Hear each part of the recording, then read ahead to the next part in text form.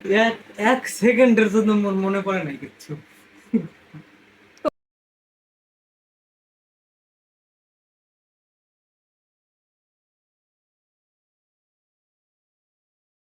আজকে খুব সকালেই ঘুম থেকে উঠে গেলাম, কারণ আজকে আমার প্রচুর পরিমাণে কাজ করতে হবে।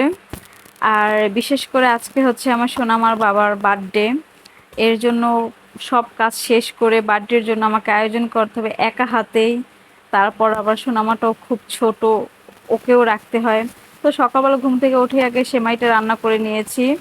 আর এখানে আমি হচ্ছে সোনামার বাবার জন্য হচ্ছে আমি বিরিয়ানি করব, সেই বিরিয়ানিটা অনেক পছন্দ করে। তো ভাবলাম বিরিয়ানিটাই করি।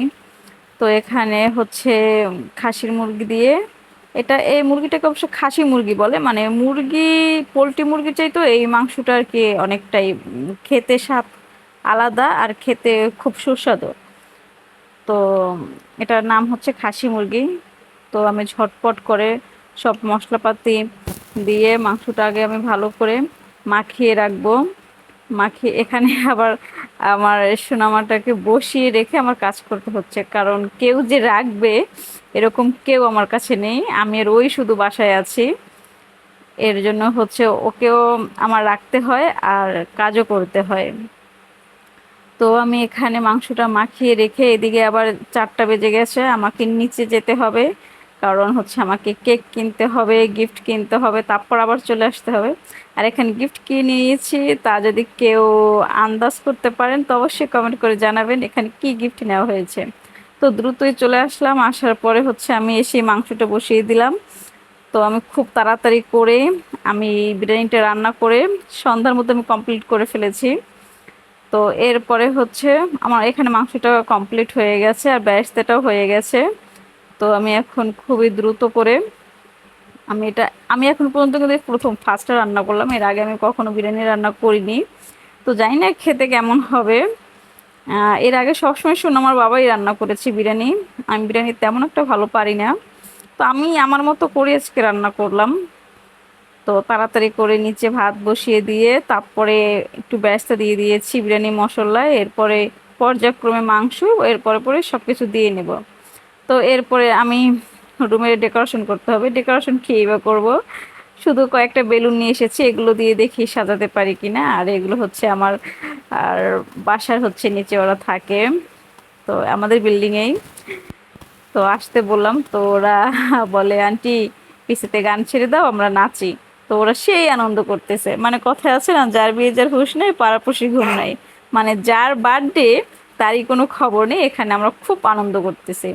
তো মানে ওদের আনন্দ দেখে আমরা সত্যি, মানে আমি ছিলাম আর আমার বাসার একটা একটা আপু ছিল।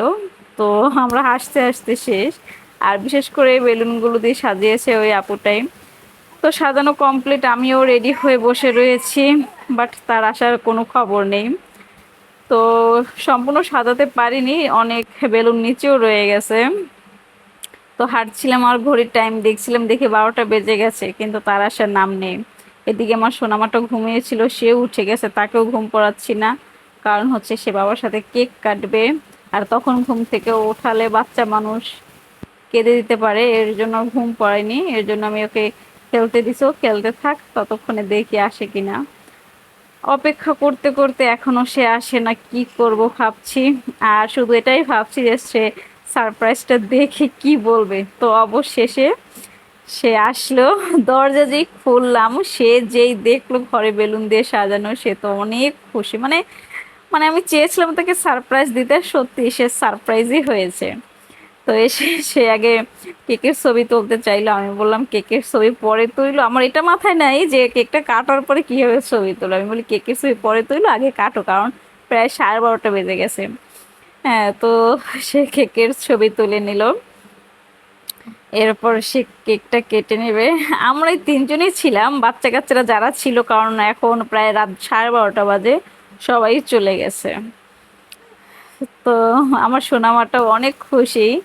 তো সে কিছু বোঝে না, বাট সে এনজয় করতেছে এই সব কিছুই। তো সে এখন বাবার সাথে কেক কাটবে। আর সত্যি বলতে আমি সারাটা দিন এত পরিমাণে পরিশ্রম করেছি একটা বাচ্চাকে নিয়ে। অবশ্য যারা মা বা যারা একা সামলায় বাচ্চাকে তারাই বুঝতে পারবে যে এরকম টুকিটাকি কাজ করতে, বাহিরে গিয়ে গিফট এনেছি, কেক এনেছি, রান্না বান্না করেছি একা হাতে সব কিছু। কষ্ট হয়েছে, বাট এর মধ্যে একটা আনন্দ কাজ করেছে যে না, সে বাহিরে কাজ করে, সে যদি একটু সারপ্রাইজ পায় সে খুশি হবে। শুধুমাত্র তার খুশির জন্যই এই সারপ্রাইজের আয়োজন। কারণ দেখবেন ছোট বড় যারাই আছে একটু সারপ্রাইজ পেলে কিন্তু মনটা খুশিতে ভরে যায়। আর আমার নিজেরও সারপ্রাইজ পেতে ভালো লাগে, আর অন্যকে সারপ্রাইজ দিতেও ভালো লাগে। তো এবার কেক কেটে নিয়েছি। তো এরপরে আমরা একটু টুকিটাকি কিছু ছবি তুলে নিয়েছি, আর এই যে গিফটটা তার হাতে দিয়ে দিয়েছি, সে আবার ছবি তুলে রাখছে। সে সত্যি অনেক খুশি হয়েছে, মানে সেটা বলার মতো না। তার হাসি মুখটা দেখলেই বোঝা যায় যে সে কতটা সারপ্রাইজ হয়েছে। সে আমাকে বলতেছে যে আমি আজকে যে আমার বার্থডে ছিল আমার একবারও মনে পড়েনি যে আজকে আমার বার্থডে। হুম। সে সেগুলোই বলতেছিল আমাকে। তো সে তো সারাদিন বাহিরে কাজকর্ম করে, মানে বার্থডে কবে কি আসে না আসে এগুলো তো তার মাথায় থাকে না। তো যাই হোক, আমি সারপ্রাইজটা দিয়েছি, সে সত্যি অনেক খুশি হয়েছে মন থেকে। আর এই যে কেকের উপরে যে ক্রিমিগুলো আছে সেগুলো তার মেয়েকে খাওয়াচ্ছে, আর সেও খাচ্ছে। তো তোমাদের যদি ভিডিওটা ভালো লেগে থাকে অবশ্যই ফেসবুক থেকে দেখলে ফলো করে দেবে, আর ইউটিউব থেকে দেখলে সাবস্ক্রাইব করে দেবে। আর কি ধরনের ভিডিও চাও অবশ্যই সেটা কমেন্টে জানাবে, আর আমাদের পাশে থাকবে যাতে আমরা আরও সামনে আগাতে পারি।